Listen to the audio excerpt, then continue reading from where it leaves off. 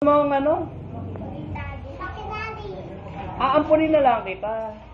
Ayoko makiampo. Bakit? Dati lang. Daddy lang?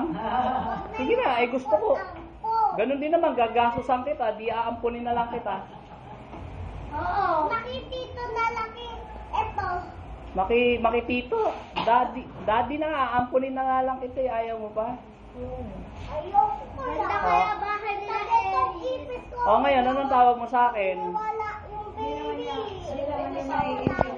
Eh ngayon, ano itatawag mo na sa akin ngayon? Daddy na. Sige nga. Daddy please. Daddy Chris? Oh, okay. Sasama ka na sa akin. Hindi ka na. Kunin mo na yung mga damit mo doon. Ayoko. Bakit ayaw mo? Ayoko ko lang. Bakit nga? Dito ka na lang uuwi.